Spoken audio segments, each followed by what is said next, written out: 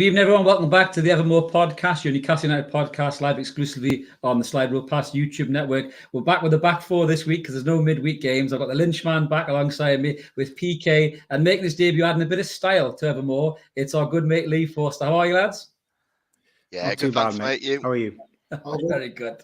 All good, thanks. Thanks for paying me that $5, Lee, for that comment, mate. I'll just send it in the post, mate. It'll be all good. Be all good, that.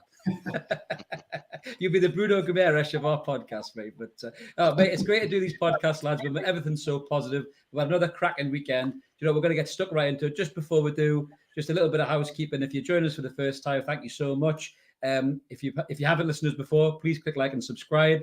We were looking for 200 subscribers the other day. We've smashed that. We're on 231 now, I think. So thank you so much to everybody who's subscribed. If you haven't already, click that button. There's loads of cracking Newcastle United content here with the lads. And we love doing this every week. And we love the comments and everything that everyone's been leaving in the video. So, yeah, please keep doing that. It really helps the channel grow. So let's get stuck in, lads. We're going to get right into the Norwich review. Lee, you make your debut on Evermore, mate. I'm coming to you first. Pretty much a bread and butter game, mate, wasn't it, the weekend? I didn't think that before we kicked off. We've got a rotten record at Carrow Road. I think it was 1994 when we last won at Carrow Road, with Beardsley and Cole scoring in a 2-1 win against the Norwich team that contained Rule Fox. That's how long ago it was since we got a win at Carrow Road. And so I was quite nervous before the game, just based on pure history. And for the first 30 minutes, I thought we struggled, to be honest with you. I think we didn't really get a rhythm going and what have you. For me, though, once that first goal hit the net, it seemed to settle everybody down. It did. And from the minutes Joelinton let loose his thunder bastard, there was only going to be 1 minute, wasn't it? Let's be fair. Pukki looked dangerous in the first 30 minutes, but after that, again, hardly got a kick. And I've heard a lot of people saying it was only Norwich, but you can only beat what's in front of you, can't you? And how many times have we all collectively seen Newcastle go away from home to a team struggling at the bottom of the league to either get our arses handed to us or to struggle to come away with a point? So, yeah, it made a refreshing change for it to be as comfortable as it was. I don't like seeing Olaise in the crowd. I don't know what it is. It just makes me uncomfortable. But it's a long time coming. It's a long time since we've been able to do it, isn't it? Absolutely, mate. You're right. When the team lineup was announced, I think we all kind of shuddered a little bit when we saw Big Joe up front again, because we all just thought, he can't play there. What you doing, Eddie? What you doing? You know. But I mean, to be fair, like you say, he was absolutely phenomenal, really. You know, Pukki's a good one, actually, just to bring you in here, PK, as well. I said this on the post-match review, that if Pukki had an extra half a yard of pace, we might have been in big trouble. But if he did, in all fairness, I don't think he'd be playing for Norwich still, would he, mate? He'd probably be playing for a better side. No, he wasn't. He's one of those, you know, Dwight Gale kind of players, Mitrovic kind of players who'll score a bag full of goals in the Championship, but he just isn't quick enough. He's too big. Maybe he's quite cumbersome, isn't he, in terms of his weight? So he's sort of he's one of those in-betweenies that'll, again, next season, I think he's out of contract actually with Norwich, but no doubt he'll probably stay with them and bag another 25, 30 goals in for them, come back to the Premier League again and, you know, rinse and repeat. But he's got a hell of a record at international level, hasn't he, Pukki? Yeah, he has. Yeah, he has. But I just think that on Saturday, I was pretty relaxed by it all. You know, Lee was obviously a bit nervous. I was like, well, we're safe now. It, you know, doesn't matter too much. I think in my predictor league, I predicted a 2-2 draw. Really, as Lee said, you know, I haven't won there since Noah was a lad. We haven't got a great record down there, but, you know, again, sold out. And I know the trains were absolutely crazy. So well done to the 3,000 that went down there. My mate drove and took a hotel with his son because it was cheaper than getting the trains there and back. It was crackers, man. So he thoroughly enjoyed it. He was in the Chronicle pictures tonight. But we, you know, apart from they had two chances, didn't they? I was down in Somerset for the weekend, and I just followed it on Twitter. I hate it when I can't watch the game, and it's a nightmare to get a legal stream these days. So I just followed it on Twitter, and we just looked very, very comfortable after those two chances, and you know. Once, as Lee said, that thunder bastard went in from Joelinton. I'm still convinced Murphy's was a shot for the second one that went across. But your Joelinton at the beginning of this season under Steve Bruce would have stuck that over the bar or stuck that wide. And then the third goal by Bruno, I mean, it was terrible goalkeeping, right? But if you watch it back, and I watched Match of the Day, he was really alert to beat the defender to get to the ball in the first place, and then the finish was sublime. So yeah, 3-0 win, and happy days. We're on a proper roll, aren't we? Absolutely, mate. Speaking of roll, what about that Bruno stud roll before that third goal, Lynchman? I know you love Bruno to death, mate, but that was just taking the piss, wasn't it, mate? It was unbelievable. It was class. I mean, if you look at that pass he put in Murphy, I think for that goal. I mean, the weight on the pass. I mean, absolutely sublime. I mean, just a lovely defense splitting through ball, and yeah, as PK rightly said, it was probably a little bit of luck that Murphy got that assist. It was clearly a shot, got a bit of a lucky deflection, but again, Joelinton, right place, right time. He takes a gamble on that, and look, last season he wouldn't have scored that goal. In fact, last season, he wouldn't have even been anywhere near the penalty box. You've got to give Joelinton huge credit for those 2 goals. And he showed this season, especially, why we've spent the £40 million on him. And actually, if you look at it, it's beginning to look like a bit of a bargain now, isn't it? I mean, I can't think of another player in Newcastle's history that's had such a big turnaround in form in such a short space of time. And you've got to give Eddie Howe huge credit for that. And if you actually remember, it was the Norwich home game earlier this season after Kieran Clark got sent off, that Joe was pushed into midfield, and the rest is history, as they say. But yeah, look, it was a fairly comfortable afternoon for us on the day, wasn't it? There was no doubt in my mind, unlike Lee, there was no doubt in my mind that we were going to lose this game. That there's such a huge difference in the quality between these two teams. First half an hour or so, as Lee rightly said, they threatened. I think Kieran Dowell had a good chance, blasted it over the bar. You know, Pookie went one-on-one with Dubravka, but just couldn't do anything with it. But that's the difference between us and them. They just don't have any of that quality. They don't have any of that cutting edge. And look, as soon as that first goal went in, look, it was, as Lee rightly said, they just collapsed. But yeah, another wonderful goal from Bruno to put the icing on the cake. And he just keeps getting better and better every week, doesn't he? That lovely little dink over Quill. It was a complete team performance overall, and one that I was fully expecting. And as I said earlier, I had no doubt in my mind we were going to lose this game. So yeah, bring on Liverpool.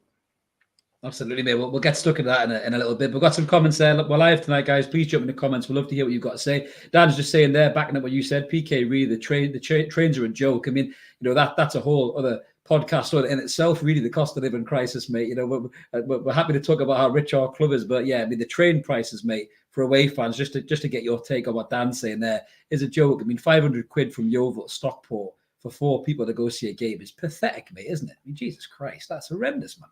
It's ridiculous. I assume Dan's a Manchester United fan. He must be. He's a Yeovil fan. So he's going to an away game. Yeah. He's a good mate. He's a good mate of mine. I've known him since I was about 10 years old, actually. He lives down in Somerset now. Well, yeah. I mean, you know, and I've got to say, we drive, you know, my in-laws are in Somerset, and the drive is horrendous, right? But for 15 quid a head, 60 quid in fuel as opposed to 500 quid, you know, you can't really blame him, can you? No, it's absolutely, it's horrendous, man. You know, these guys need to really look at it. The way the Bundesliga do it is way better than us. And speaking of the Bundesliga, Jack's in the comments there saying Joelinton was never an out-and-out striker, even in Germany. I totally agree with you, Jack. When you look at Joelinton's stats, you know, when he was in Hoffenheim, he was never a prolific goal scorer. I mean, I don't know who it was who decided to give him the number 9 and put that on his shoulders. You know, maybe it was Steve Bruce. What was your take on that, Lee? Do you think that was Bruce, or do you think that was you know, Joelinton himself wanting to play that position, mate? I mean, it was just bizarre when you look at him now. I think it was Mike Ashley, personally. Mike Ashley, I think it was. I genuinely think £40 million out there, Ashley wouldn't have been happy for him to have been playing as a winger or as a, what you call attacking midfielder. I think Ashley wanted his trophy signing, and that bloke was wearing that number 9 shirt, whether or not that was going to wear heavily on his shoulders or not. It was a massive. Just coming back to the Norwich game, if I can just come back to the Norwich game, the one thing that pleased me most about the entire performance was I saw a team that's mentality is changing. We had 506 passes, 55% possession, and it just showed me a team that's now becoming more confident in their ability to control again, as opposed to sitting on their 22-yard line. 6 months ago, wherever we went, we just tried to defend and soak up pressure and ceded possession. The whole psyche and mentality of that squad has been changed over the course of the past 4 to 5 months, and that's what I enjoyed most about the performance, the fact that we controlled that game from the minute Joelinton nearly burst the net. Absolutely, mate. It is a total change of mentality from the Newcastle United we knew previously under that fat bastard Mike Ashley and that shithouse Steve Bruce. I had to get that in there. I can't stand them too. Just a comment there from Dan. We've got to love that. He did see the Man United fans at the service station and laugh at them. We love laughing at Manchester United fans, Dan. We do have a Manchester United podcast on the Slide Rule Pass Network, and God bless them lads at the minute. They are really struggling. They're great lads, but I do laugh because my era of supporting this club, I hated those bastards. So I do have a bit of a chuckle, to be honest with you, when they're struggling, to be fair. So moving on to the next section, lads. Go on, sorry guys. Chris. I was just going to say, I watched Match of the Day on Saturday night. I watched the Norwich game, and I watched it with my brother-in-law, who's an Arsenal fan. Yeah. And he hasn't really followed Newcastle very much, other than me sitting in the garden with him for 3 hours, waxing lyrical about God, really said Steve Bruce about Eddie Howe. And he's like, we're watching that game, and he said, "Fucking hell, Newcastle are a good team now, aren't they?" And I'm like, yeah, exactly. Thanks very much. Yeah, they're all noticing it now, mate. They are. I mean, all the young fans, as well as the young lad I work with, he's a Charlton fan, to be fair. I mean, he's a big football fan, watches everything. And he just said to me, that Bruno Guimaraes you've got is quality. Why did no top 4 team sign him? It just makes you chuckle because you think, even though we haven't had, the guy behind the scenes to identify those players, which there's a little bit of touch on in transfer talk about Dan Ashworth. But even though we haven't had that player, so that guy behind the scenes trying to get those players, that was a hell of a signing, so you've got to give the new owners credit for that, mate, absolutely. But just moving on to the next section now, lads, if we can, because it's a section I've been dying to talk about. Manager of the Year. We're talking about Eddie Howe, our manager, and just what an unbelievable job this man has done. Mark has bashed up one of his wonderful Mark slides, and this is possibly the best slide I think I've ever seen him do. So this is the Eddie Howe effect. Mark and I are hopefully going to do a special on this, like we did with the Joelinton special. So definitely check out the channel, guys. Make sure you tune in for that. It should be really interesting. So you can see there, so the position on the 8th of November, when Eddie Howe was kind of just getting into the position, we were 19th in the table. We played 11 games, won none, drew 5, lost 6. We scored 12 goals, conceded 24. We had 5 points. And now on the 27th of April, we are 9th. We played 34 games, won 11. That's as many games as we played in the previous section there. We drew 10, lost 13, scored 40, conceded 55, and we're on 43 points. And just underneath there, just to make you even more satisfied with the Eddie Howe effect, if you weren't already, since Howe took over on form, we are currently sitting in 6th position. I mean, that is absolutely phenomenal. PK, I'm going to come to you first on this one, mate. What a job this guy has done, and should he be Manager of the Year, in your opinion, mate? He's done an absolutely phenomenal job. Bearing in mind, looking at those stats, we didn't get a new manager bounce, did we? He took over a squad that was defeatist. They went in massively defensively, 3 at the back, and I think did he start with 3 at the back? I can't remember anyway. But he's done an incredible job. He's got them fit first and foremost. They were unfit and blown out their asses after 60, 65 minutes of each game for the first probably 2 months that he was here, sort of starting November and into Christmas. I was speaking to my pal a couple of days ago. He's a big Man City fan, and I just said to him, he obviously waxes lyrical over Pep, etc., and Klopp's a brilliant manager. We know that, but from taking us where we were down. We were down at Christmas, really. We were doomed. Everyone was saying, apart from Lee, who said, we are not going down. We're not getting relegated. Everybody was suggesting that we were down, and me.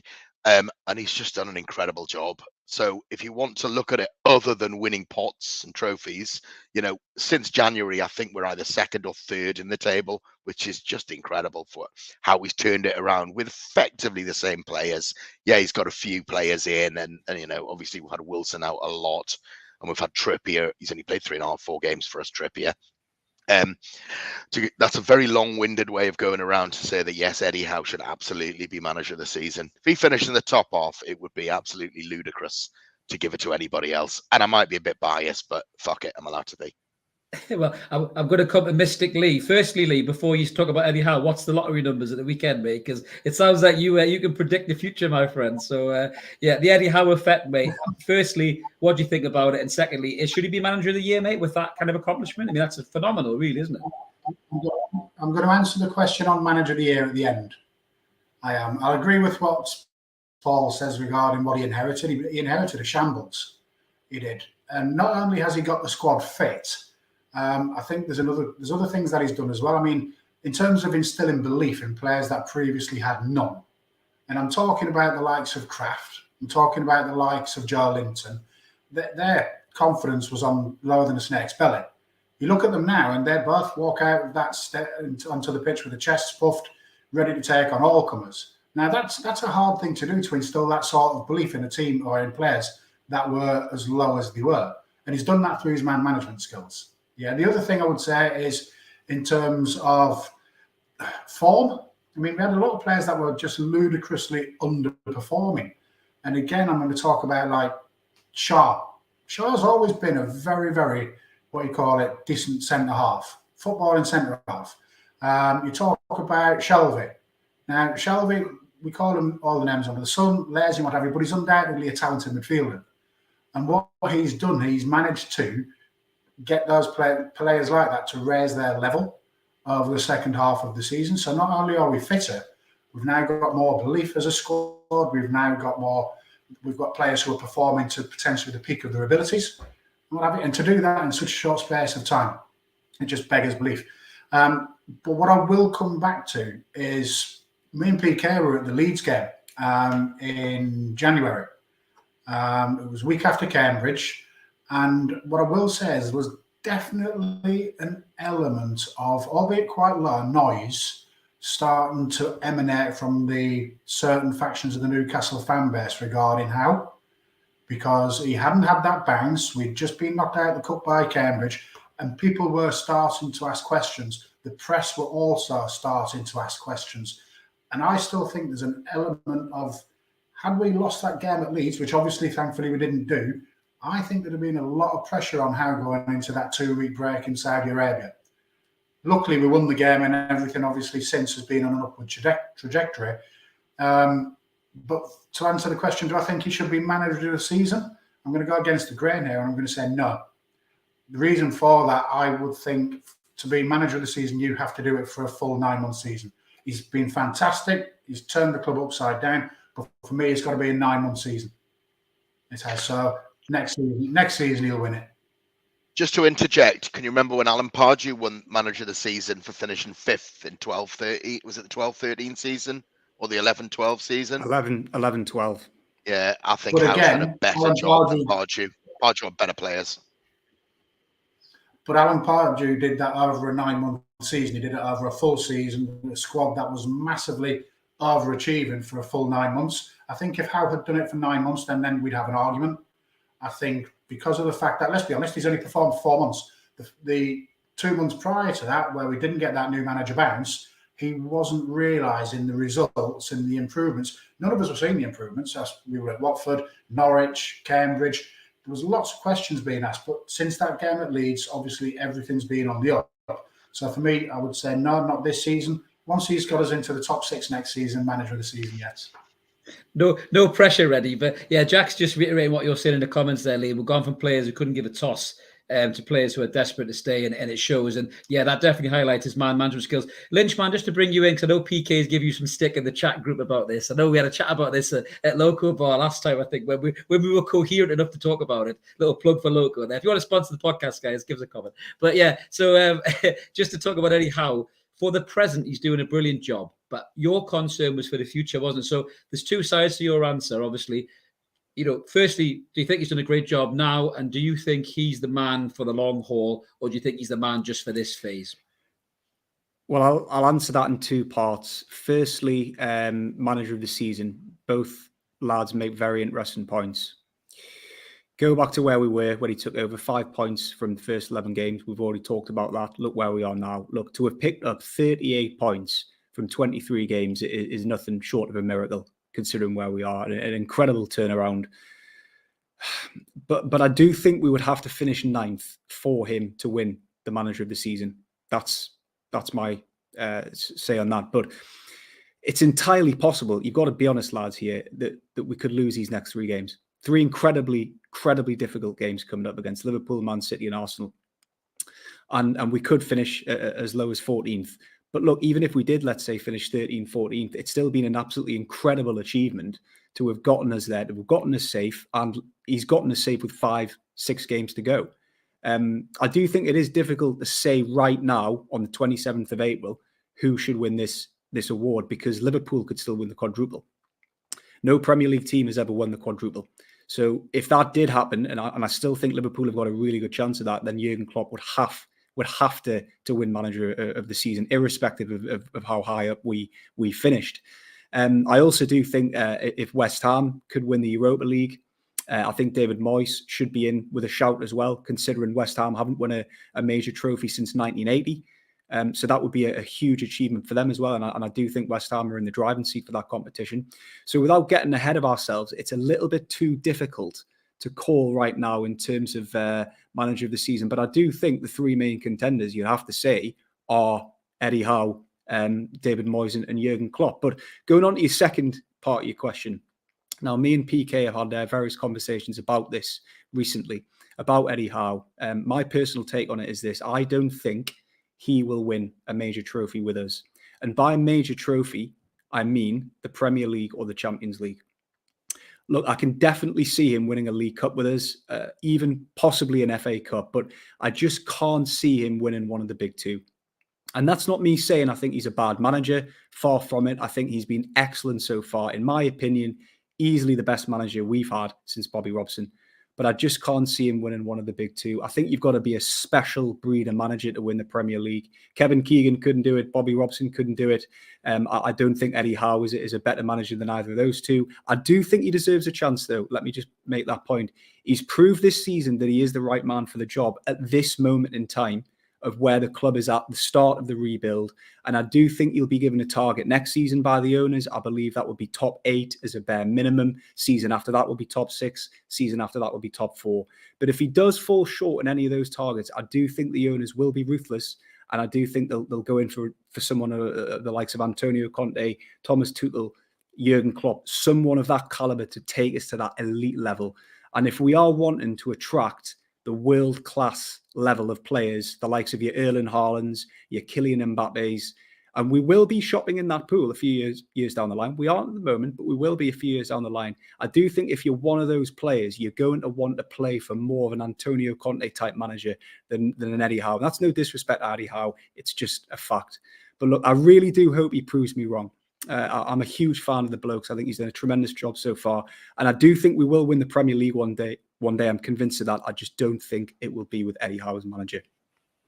Absolutely. Well, Mike's in the comments there. You can't discount Pep as well if he wins 2 trophies, which is a fair shout. I mean, just my take on it, to be fair. I think Eddie Howe's done an unbelievable job. And I think no team who's lost the first 14 games ever stayed up. So we broke that record, and that's absolutely phenomenal. I think outside of Tyneside, he's not getting the credit he deserves for his man management skills. Lee touched on it there before. His man management skills have been phenomenal to get players who are dead and buried. You know, I mean, Emil Kraft, Christ, you know, he couldn't cross the street, let alone overlap and put a ball in the box. And now he looks like the Swedish Cafu in many people's eyes. You know, Joelinton's gone from a shit striker to a world-class defensive midfielder. That takes good management behind the scenes. And there's no doubt Eddie Howe is a very good manager. I think there is a bit of truth to what you say, James. When you go up levels, you know, you buy better players. So why wouldn't you go get technically better managers? You know, that this is going to be part of the evolution of Newcastle United. There's no question for that. So go on, PK. You got something to say, bud? I have, yeah. My argument is that we don't know whether Eddie Howe can be a world-class manager yet. And, you know, we've had long discussions with this, James. I know that. And fairly, not heated, but, you know, over a few beers. There you go. Always heated with James. It's always heated with James. Passionate. That's the word, mate. That's the word. I'm waiting for Di in the comments to start winding you up. Where's Di in the comments? You'll be there in a minute. You'd probably be singing somewhere. Football's all about opinions at the end of the day, and we don't know yet. And I think this was my discussion with you. We don't know yet if Eddie Howe is or could be a world-class manager. He's still young. He worked miracles at Bournemouth, bar one season. He's currently working a miracle here. He's got the players fit first and foremost. You talked about Kraft, you know, Kraft being the Swedish Cafu, Joelinton being the Brazilian. Let's call him the Brazilian Pele for a bit, shall we? But he was Brazilian anyway, no matter, right? He's got them playing because football's about confidence. Every single player that plays in the Premier League, whether it's Teemu Pukki, whether it's Tim Krul, or whether it's Emil Kraft, are good enough to be in that league. Football's all about confidence, and if you go on that pitch with your chest pumped up, you've got a hell of a chance because you're a confident footballer. Joelinton was never shit. He just had no confidence. He tripped over his own shoelaces when now all of a sudden he looks like a world beater. it's about confidence, and Eddie Howe's the man that's put the confidence into that through his man management. I think he's genuinely has a massive chance of taking us a long, long way. That's a fair shout. Mark's in the comments there saying Ranieri won the league. I did think about the Tinker Man, but he wasn't Fergie level. I will. He does also say that didn't last long. I just want to make a comment there about that. That'll never happen again. That Leicester winning the league, 100%. That was 1 in a million. That will never ever happen again. So yeah, I appreciate that is true, but that won't ever happen again. You're absolutely right. Can I just chip in on this one? Go on, Lee. If I can just chip in on this one. Pray God, I hope I'm wrong, but I'm going to agree with James to an extent. But I personally don't think that Eddie Howe will win a trophy at Newcastle. And none of that is due to Eddie Howe and his capabilities. For me, we're a good 2 to 3 years off, reconstructing this squad to be able to compete in a final against the likes of a Manchester City or against the likes of a Liverpool. We're a good 2 to 3 years off even becoming close to that, having a squad to compete in a final where Liverpool or Man City or Chelsea put out effectively a full strength team other than the keeper.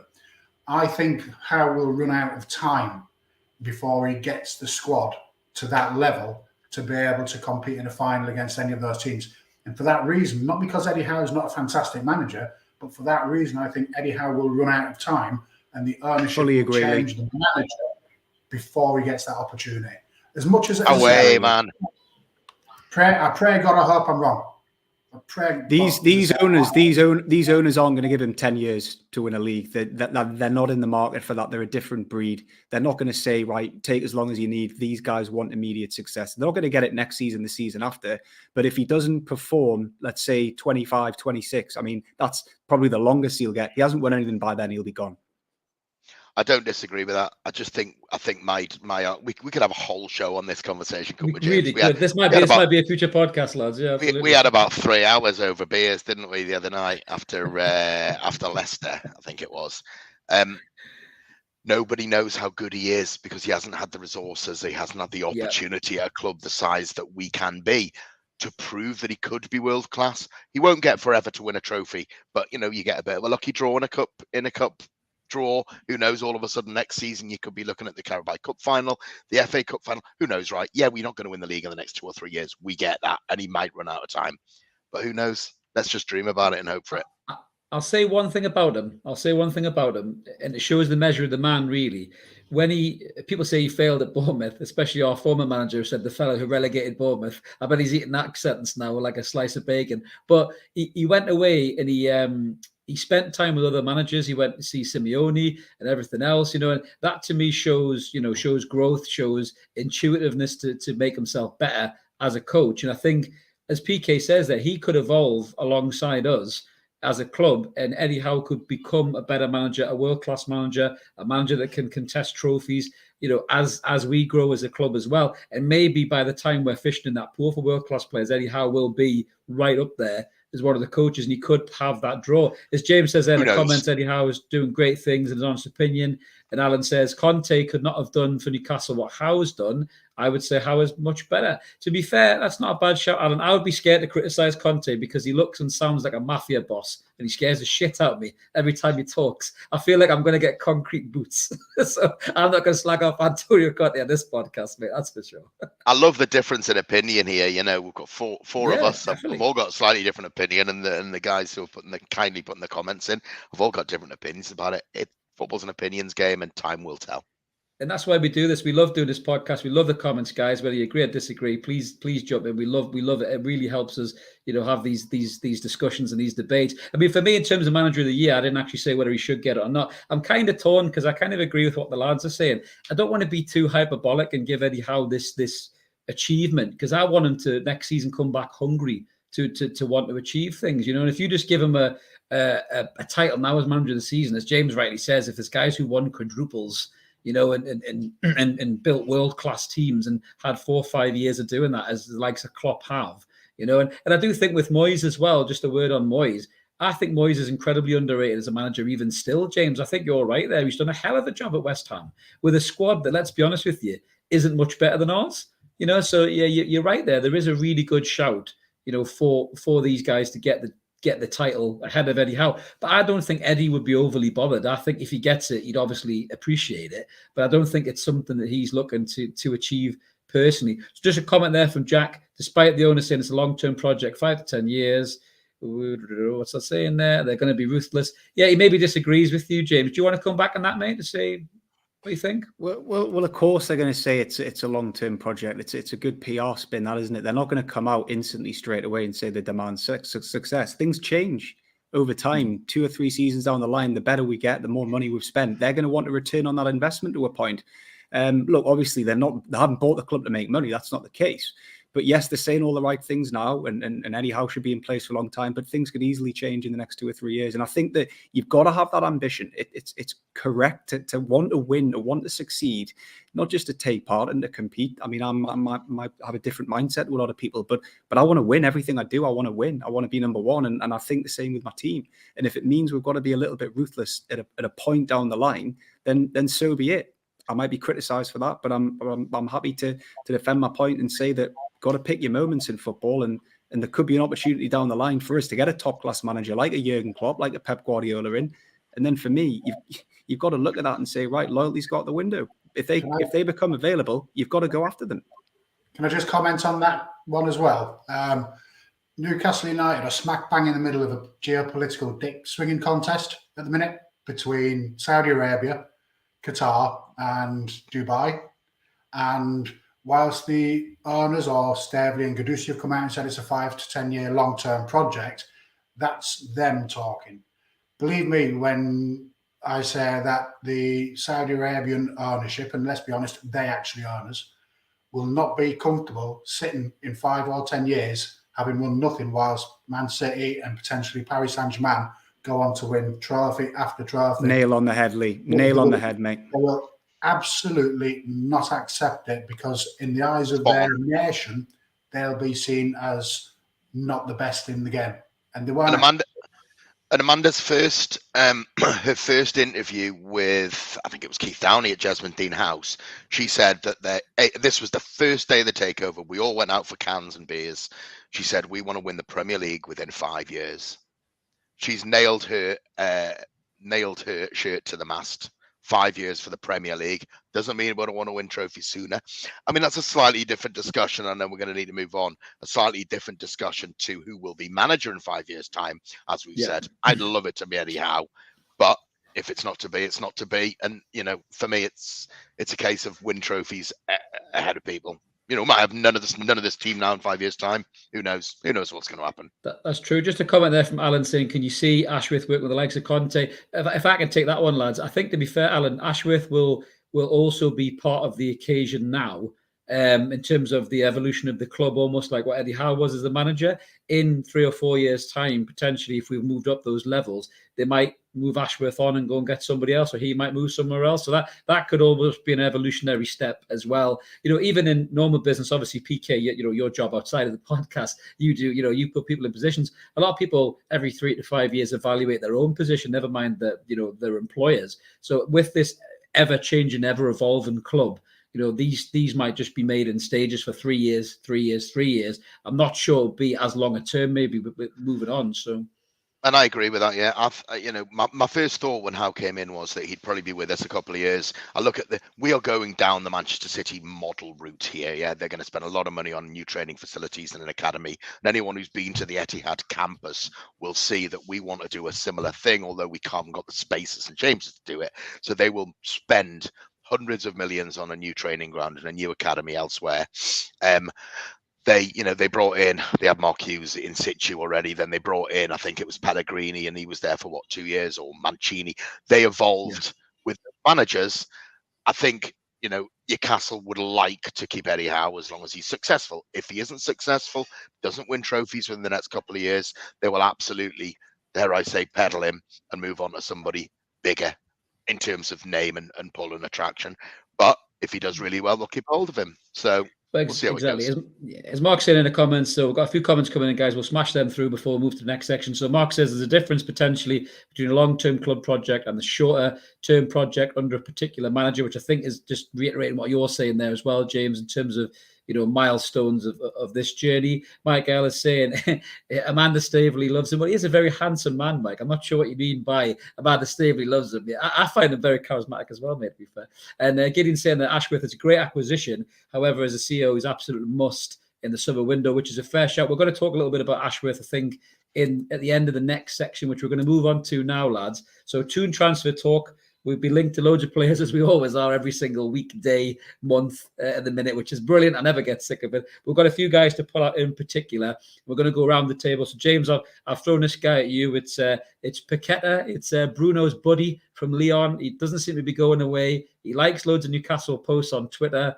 It's fantastic to see, mate. Would you love to see the lad here? And do you think he'd fit in? Oh, absolutely, 100%. Chris, this guy is a top player. He's still only 24, real talent. He's still got massive potential, still quite young, being 24. He's Brazilian, so he would fit perfectly into our midfield. We're crying out for an offensive midfielder, and he ticks all the boxes. He likes to pass and move. He's technically gifted. He's versatile in that he can play in the double pivot role as well as the number 10 position. He's got that passing ability to create chances, a bit like what Bruno can do to a certain extent. He can break up the lines. He creates dangerous situations for forwards on the counter attack, but he can also win the ball back well when not in possession. He doesn't shirk his defensive responsibilities. He's happy to get stuck in with a tackle or two, and he can use his strength well to win possession back. But look, most importantly, he scores goals. 10 goals already this season in all competitions. Which is very important, a part and area of the pitch where we do have to need more goals. And he's an exceptional player and one that will have many suitors come the summer, unfortunately. I do think with having Bruno here, as you rightly say, his best pal, it'll give us a little bit of an advantage of signing him. The two of them were very, very close when they were at Lyon together. They had that very good understanding, that chemistry. So why not? Why would he not want to come and play with him again? But from what I've been reading, it looks as though the only competition we've got really is PSG. They seem to be in for him as well. I am aware that they are, they'll be losing Angel Di Maria in the summer. I think his contract's up then. He'll be gone. They'll want to replace him with a young midfielder, a little bit of a similar ilk to him. But if you've got any ambition as a player, you want to come and play in the Premier League. It's the best league in world football. You don't want to sit in PSG. You win 5-0 every week. There's no competition there. You want to come to Newcastle, show what you're about. So hopefully we might get this one over the line. And I can see out of all the people we've been linked with so far, this guy I think is probably going to be the one that will get it as the first signing. Obviously, apart from Matty Target on a permanent deal. But to be fair, mate, we're going to end up with more Brazilians in the cast of Geordie Shaw here, but bring them on, mate. They're all absolutely fantastic. Do you know what I mean? It's an interesting one, James. Just before I move on to the targets with the lads, I was watching a bit of Paqueta. I don't watch it on a league gun, but I was watching a little bit of his highlight reel and stuff like that. He looks very skillful. He's very good at wriggling out of tight positions. He can start attacks. He can slip through really key passes. Do you see him as a bit of an ASM replacement, mate, or do you see him working in a team with ASM? Well, we talked about this, didn't we, before we come on? I think they're slightly different positions. I mean, ASM likes to play on the wing. He likes a bit of width, but he can like to cut inside sometimes. No, I don't think so. I think look, ASM could even be here next season. We've talked about this before on the show. I don't think we sell him, but other people seem to be adamant that we're going to improve or go after someone as an upgrade on ASM. I don't think Paqueta is that type of player that is a complete like-for-like replacement. But they're certainly both extremely talented players. But I just think Paqueta is just a little bit more reliable and he's a better character than ASM. And I think we go back to characters. Eddie Howe likes characters first and foremost. Yeah. Lucas Paqueta is a top professional, model professional, very good injury record in that he doesn't hardly get injured. So I don't think you can compare the two like for like. Interesting. So moving on to the next target is one we all kind of know quite well about. I'm going to come to you on this one, PK. It's Pierre-Emile Højbjerg from Spurs, who's a bit of a shit kicker, ball winner in midfield. I quite like him, to be fair. He looks like he should be in season 3 of Prison Break, but he's a hell of a player, to be fair, mate. I'd love him in the side because we're missing that kind of shithouse player that can just smash people and get the ball back, aren't we? Yeah, we possibly are. You know what? So obviously Tottenham signed him from Southampton, and I looked at that signing two seasons ago. Maybe did Mourinho get him? Probably did. I looked and I thought, that's a bit of an odd signing. Why are they signing Højbjerg? I just thought he's just a bit off. But actually came into Spurs, and the first season he was with them, I thought he was really good. He picked up, I'm a gambling man, as you guys know. He loved a yellow card. And then, you watch Spurs, and I watch, a lot of Premier League football, and he's I think he's become a more intelligent footballer now. He's not quite charge around the pitch and kick lumps of shit out of people now. He reads the game very well, because he's not lightning quick. He reads it well. He allows other players around him to play football. So yeah, he's a really good player. Would he, yes, he probably would walk straight into our first team here and now. But who do you replace? Do you replace Shelvey with him? He hasn't got that range of passing that Shelvey's got. Do you take Joelinton out for him? For me, absolutely bloody not at the minute. And do you, is he better than Guimaraes in that 3? Absolutely not. So I know football's a squad game, but he's going to want to come and play every single game for us, isn't he? Because he's going to think it's a step up for him, or a step sideways for him, should I say, with a future project that we've got. So I don't know. Probably, as usual, lazy journalism, but who knows?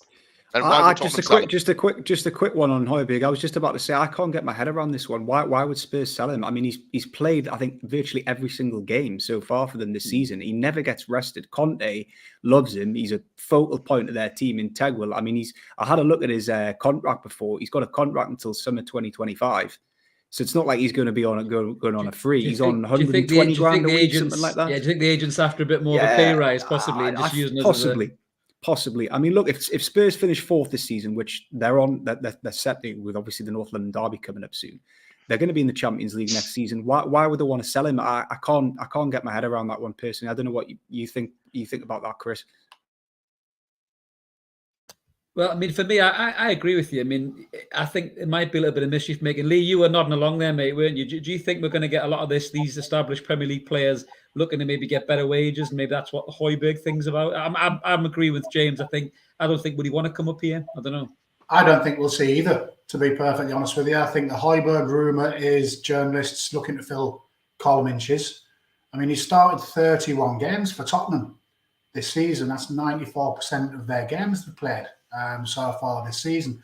It's that time of year where journalists are starting to try and fill column inches. And let's be honest, why would Tottenham sell to a top 4 rival for next season? I love your optimism, mate.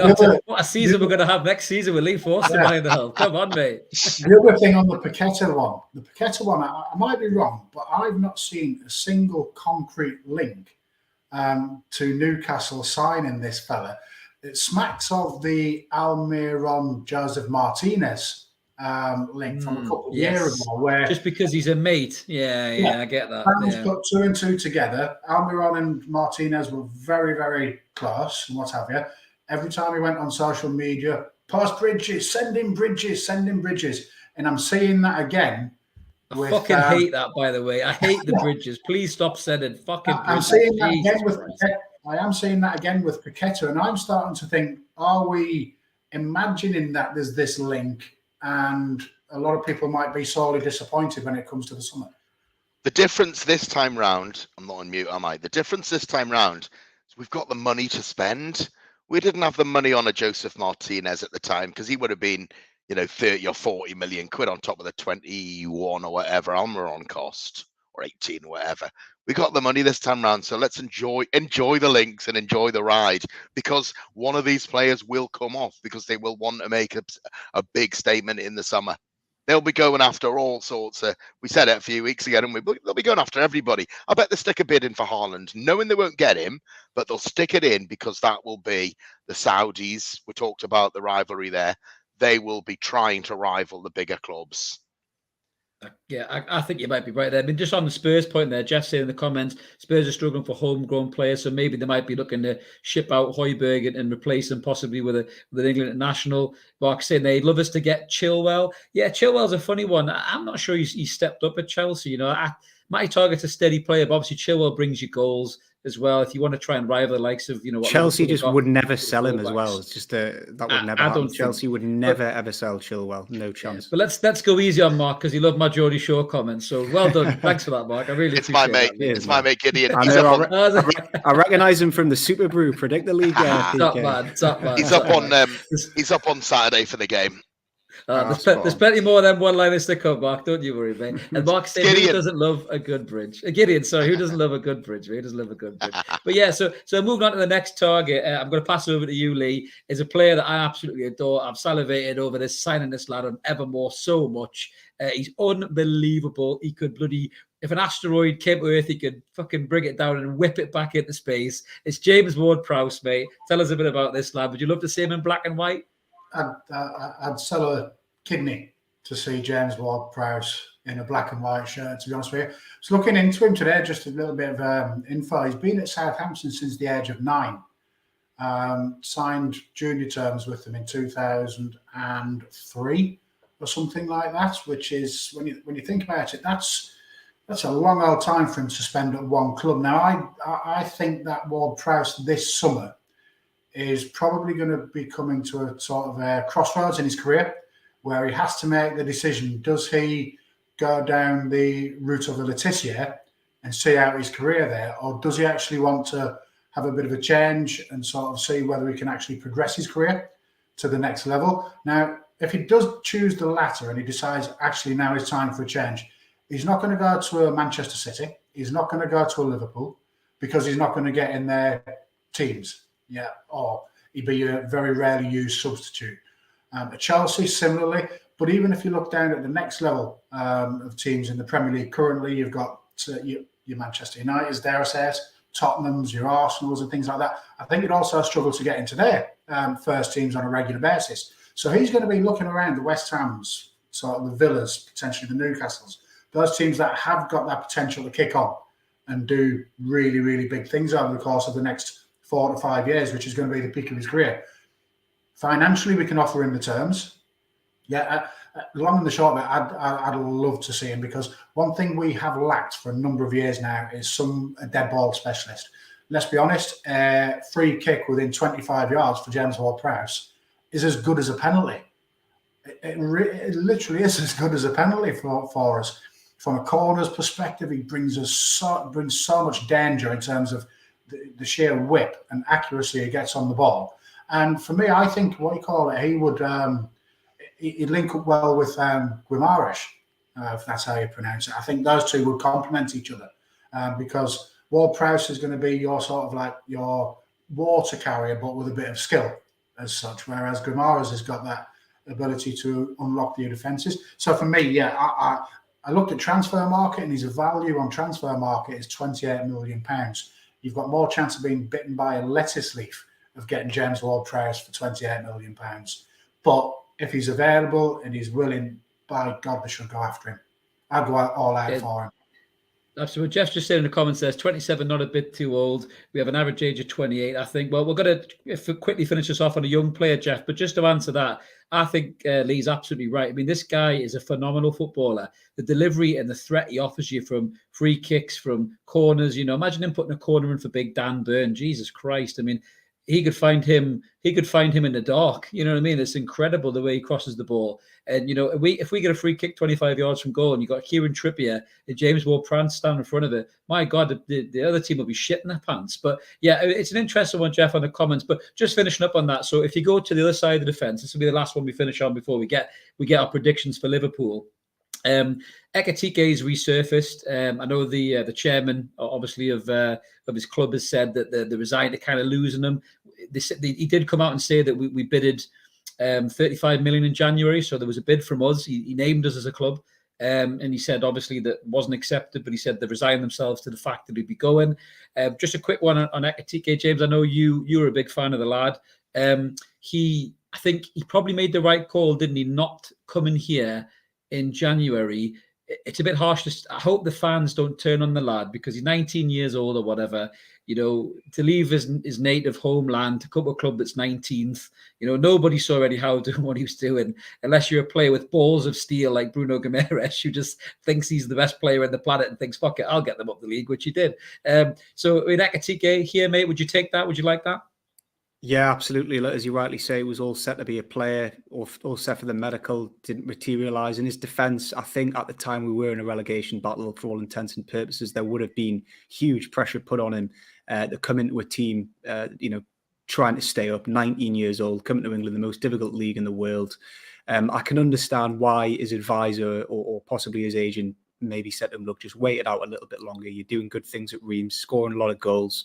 But yeah, this guy's, being compared to the next Mbappe. It's a hell of a statement, that, but only young at 19. But he has had a few injuries this season. We were talking about this before we went live before. He's had a couple of hamstring injuries. He's not played a game since February. So that does worry me slightly. But hopefully if he can, get back maybe 1 or 2 more games this season, good pre-season, I'd love to see him in a Newcastle shirt. Yeah, definitely one for the future, Chris. We need to be careful with that, because at one point Sean Longstaff was the next fucking Michael Carrick, so we need to be very careful with that one, mate. So yeah, Mark's got a good comment there about James Ward-Prowse. Good move for him, as you said rightly, Lee. With a World Cup space coming up, it could be a great time for him to move and obviously get football, get that kind of coverage with a big club like Newcastle, who's got all the eyes of the world watching them. So we're just going to move on, lads, to the last section, which is bring on the Reds. We've got a big litmus test at the weekend. We're going to 12:30 early kickoff. Despite Jurgen Stropp trying to make it change the fixture, he didn't succeed. So bollocks to Jurgen. It's a 12:30 kickoff. St James's Park. More flags will be out. PK, coming to you first, mate. Do you fancy us to do these and screw that title charge, or do you think it's going to be a step too far, bud? Just before I answer that, do you write these down? So you've got Shite Snail, Jurgen Stropp, or is it just creative genius? Mate, to be fair. Do I think we can upset them? I was speaking to a mate today who's a Liverpool fan, just the same job as me, so he was ringing me. We have a banter sometimes. He says this. He reckons that this one is their biggest banana skin in terms of league games for the rest of the season. He said they're a little bit nervous coming up here. Jurgen's been moaning on, wanting to move the fixture. And I said to him, well, hang on a minute. You had a fixture Wednesday. Your fixture tonight, obviously 8 o'clock. Then you've got the Premier League game half 12. But then you've got Champions League at next Tuesday.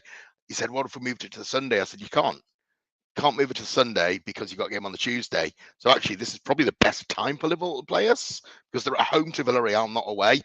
But will he rotate? I mean, it's a squad game, right? So I'm sick of fucking hearing whinging anyway. It's a squad game.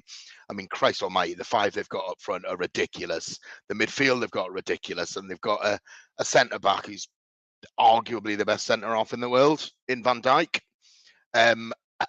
This might just be a step too far for us. I think that the atmosphere will be unreal. If it was under the lights for us, I think we'd stand a better chance, if that makes sense, like we did a couple of seasons ago when I think they beat us 3-2 with a late one from Origi. So I think that we'll give them a game for sure. 6 home wins on the bounce. I'd absolutely love to beat them because I fucking hate Liverpool, but I just think we'll get beat. So I'm going 2-1 to Liverpool, I'm afraid. Chris Wood with a goal. It's a fair shout. It's a fair shout. Lee, bringing you in, mate. What's your take on the game, mate? Do you think it's a step too far, buddy, or do you think we've got a good chance of screwing up their title challenge? I'd love to say I do, but I can't put my hand on my heart and say that I do think that we've got an opportunity to upset the apple cart. I'm looking at a 1-3 reverse, unfortunately. But one thing I would say is I'm just looking forward to the occasion. I'm looking forward to going to St James's Park on Saturday to take on, let's be honest, one of the top club sides in world football, and have a little bit of pride in the club and the team that we're not just going to roll over and we're going to have our bellies tickled. Howe will have them up for it, and they will have a go. They will have a go at Liverpool on Saturday because Liverpool will be feeling the lactic acid in the calves and what have you following tonight. They'll still be suffering from tonight. But the occasion, the War Flags are going to obviously be out in strength again. Liverpool, in fairness, always bring a good crowd, always bring a good following, and make a lot of noise. I think the atmosphere is going to be something really, really special. The one thing I do hope is that we don't see a repeat of what we saw in May 2019. I was in the Leazes that day, and I saw lots and lots of Liverpool fans misbehaving, shall we say, in the home end. It was a fair old bit of bother that night, more bother than I've seen at St James's for quite some time. So I hope we can avoid that. But I'm just looking forward to what's going to be, I think, a fantastic occasion. And it'll be some advert for the Premier League to be beamed around the world because you're going to have 2 form teams going hammer and tong. Unfortunately, as I agree with Paul, I think it'll be a step too far. And a 1-3 defeat where we don't embarrass ourselves. I wouldn't be too disheartened with that. Yeah, it wouldn't be too bad of a shout. James, do you fancy it? Or are you kind of the same mindset of the lads, mate? Do you think this is just going to be a little bit too far for us? Look, Liverpool are the best team in the world, Chris, alongside Man City. They've got an incredible side, massive strength and depth, no weaknesses anywhere. Every single one of their starting 11 is a world-class player. We only have one world-class player in Bruno. But we've got a collective team spirit. We're in great form, playing so well at home. And there's every chance we get a result here. It wouldn't totally shock me if we got a draw. But look, they're a phenomenal team, certainly one of the best teams I've ever seen in my lifetime. I know Emil Kraft has been playing well recently, but I just worry a little bit about him coming up against Sadio Mane. Likewise, Target, he's going to have his hands full with Mo Salah. I just think if we had a goal scorer with, someone the likes of Callum Wilson, who was on a good run of form, we might be able to score in this game. But, they've kept 20 clean sheets in the league this season. I mean, that's just ridiculous. Look, every single one of our players are going to have the game of their life to get a result here. Look, I can't see it being a 5-1 drubbing like the Spurs game was a few weeks ago. I think we've learned a lot of valuable lessons since then. But I just don't see how we stop them from scoring. They're too good going forward. So many players in that team can hurt you. I do think we'll lose, unfortunately, like the other lads. I think we'll lose 2-0. But I think we put in a really good performance, and it will be a closely contested game. I just think they're going to have enough to beat us on the day. When you said Mane versus Kraft, that's like me taking on Tyson Fury there. When you said that, I shit myself when you said that out loud. It was quite frightening, to be fair. And if Mane doesn't start, then Luis Diaz does. He's probably going to be a better footballer than Mane. Or Diogo Jota or Salah. They've just got so many. 5 subs next season. 5 subs next season. Piss off, Jurgen. That's why I hate him. That's why I can't stand him, bro. So, comment from Gideon there. So he's just saying his head says 3-1, his heart says 1-1. Do you know what? I'm going to go with Mike here, Mike. Me and you are going to book the trend, mate. I'm going to go for a Desmond 2-2 myself, mate. I fancy it. I think Bruno's going to be right up for this. He's going to show them like he's the best player in the world. I think Sir Maximin will be up for it. I think it'll be 2s each, mate. I really do. I think though Jurgen Stropp will be on the TV moaning, saying, "Oh, for sure," moaning on and all this stuff. And Premier League is out to get them and blah blah blah. And I'll be licking my chops if we beat them. Well, draw with them. Just to piss him off. It'll be fantastic. So we're nearly wrapped up, lads. But just before we go, there's a really interesting comment here from Gideon. I just want to get a quick answer for you, so we can dive off before PK has to leg it, because I know he's got to go somewhere. So what position do you think we'll finish? He thinks 6th. Alan thinks 6th. 4th. He's been drinking the same Kool-Aid as you, Lee. So I'm going to go dead quick round the table. James, what position next season, mate? I'm sure we did this on a show a couple of weeks ago, didn't we? Yeah, I think 6th, definitely. Yeah, I think Eddie Howe could be given a target of top 8, but I think we'll finish 6th next season. That's what we're going to be aiming for anyway, 6th. Yeah. PK? I went 8th a couple of weeks ago. I'm going 7th now. 7th. Yeah, I'm 7th too. What about you, Lee? Realistically, I'm going 7th. Immediately you asked the question, I thought 7th.